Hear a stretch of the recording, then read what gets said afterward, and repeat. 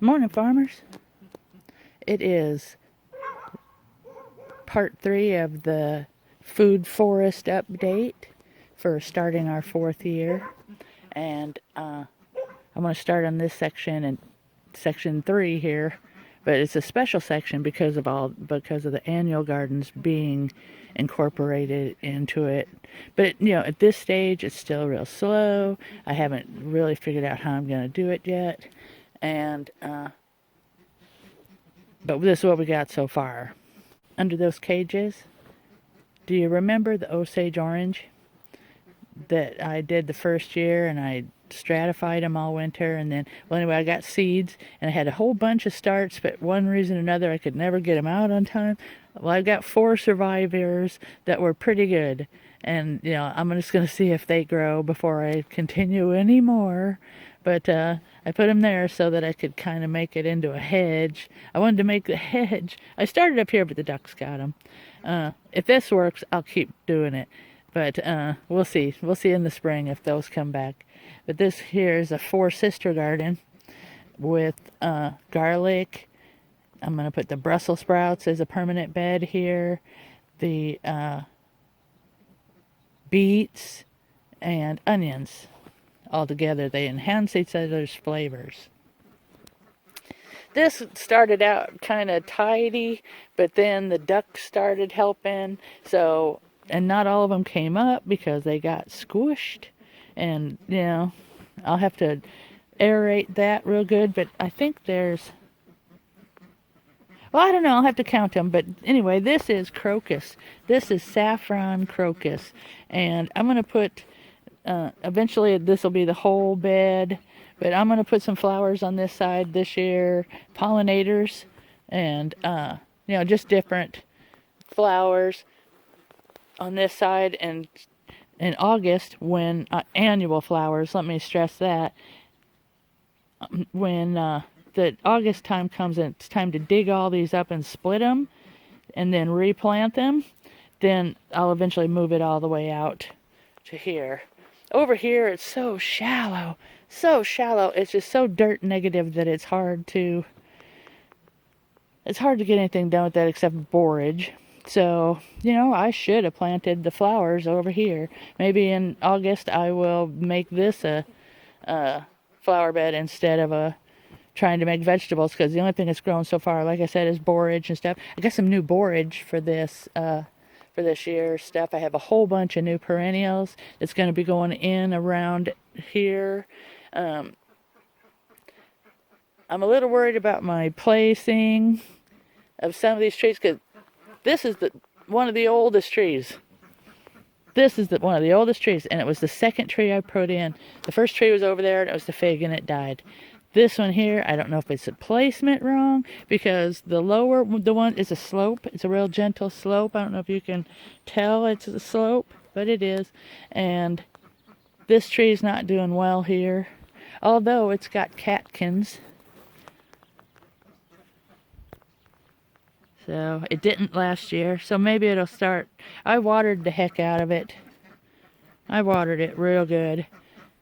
So maybe it'll come back, but I kind of wanted this line like that and the trees that way, the vines and what have you against there. As it turns out now, I'm going to be moving those sunchokes at the end to different places and just using that bed as kind of a sunchoke nursery to spread it all around my yard in different places, so that I'll always have that source of food. I ate some of them the other night, and they are delicious. I overcooked it, but I ended up sucking all the flesh off of the skin.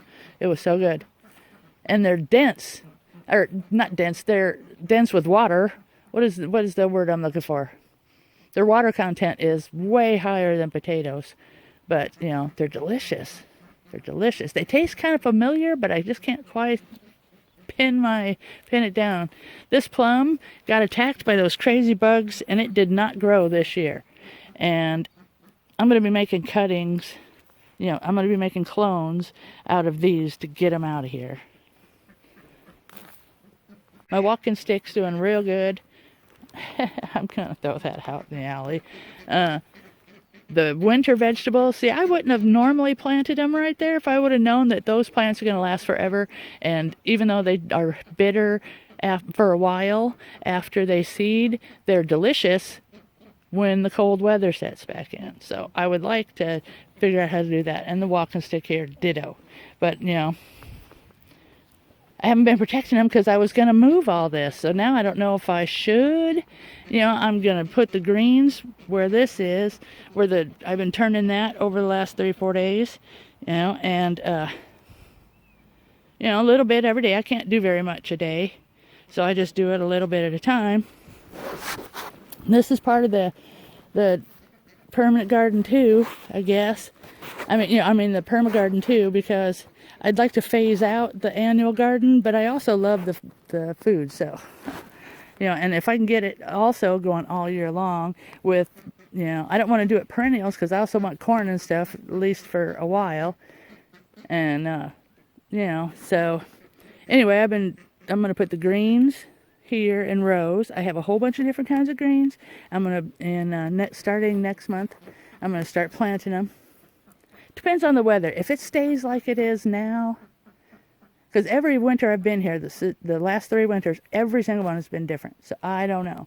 But anyway, I'm going to put the greens all through here, and whichever ones grow the best and the most proficient, prolific, will be the ones I keep.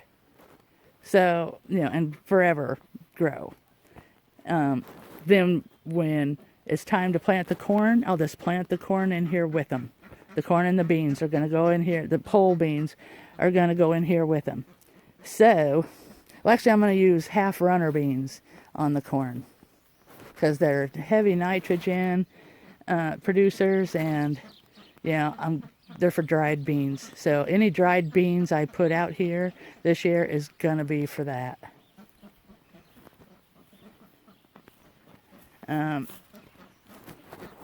This plum is delicious, still delicious.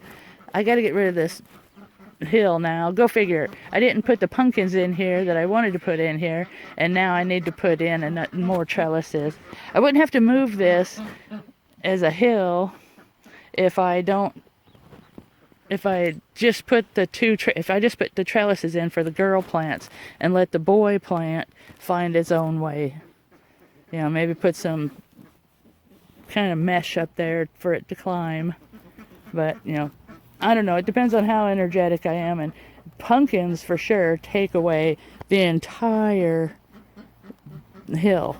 But even if I do use this for a hill, it has to be kind of moved out, because now that, this is where I was growing the pumpkins for the last couple of years. And now I've got all these vines here because it has to be protected. It has to be protected from the wind because, the wind here is savage. This actually works pretty good. I'm just going to do better on it next year. And this is going to stay for cucumbers. Well, or for beans and cucumbers. I'm going to keep that tunnel one too, because I have so many different vegetables this year, and I'm going to put beans with all of them so that I can keep them fed. Because, the whole idea is to plant 3 companion plants together so that they can all help each other. So last year I planted peanuts, but then I got hurt and I was laid up for 5 weeks and I never took care of the tomatoes really. The tomatoes recovered and did all right, but the rest of it didn't. So that's where I guess we want to cover the alley too if we're doing this part of the yard. But remember, this was only about 15, 20 canes last year. There was only, 8, 10, 12 tubers maybe? 1 pound of tubers. The mulberry's doing okay. I'm doing, the ducks are tearing it up. But this is the ever-bearing mulberry. And because it's out here, I'm going to be sharing it with the neighbors, just trimming it, so that they can reach it on the other side. And this is the sugar maple that I brought back from the dead. That there is the surviving Ozark Quince. Oh, wait, there's one here too. That's the Ozark Quince too. I almost stepped on. I'm glad I didn't step on that. But there and there are those Ozark Quince I raised from seed from my cousin sending me the seeds last year off of their quince tree. And the weird thing about that tree is it's out in the boonies. It's 160 feet tall. I saw a picture of it with the tractor parked under it, and it's enormous. Her father-in-law's father planted it when it was, when he was young and it was young. And her father-in-law is like maybe late 70s. Let's say late 70s, early 80s. Oh, over here I wanted to show you too. I'm trying to include a shady garden over here. I've got the huckleberry. This huckleberry. And there's huckleberry under there that I'm hoping the root's still okay. And I put those leftover tiny little roots of ostrich fern in here since they gave me a couple extra, and I was like, well, okay. So and they were really tiny, so I put them in there. I put 2 under in the other shady garden. This is an Oregon plum, and it turns that color in the winter, and if it doesn't get a whole lot of sun, I guess. I mean, I'm not sure. Maybe it gets too much sun here. But I put it in a kind of a shady place for the summer, because they do better with a little bit of shade because they're a sub-story tree. So I'll get some more of those eventually and put them in there, some more sub-stories. But that's it. That's this portion of the update for the food forest in the 4th year. Beginning of the 4th year.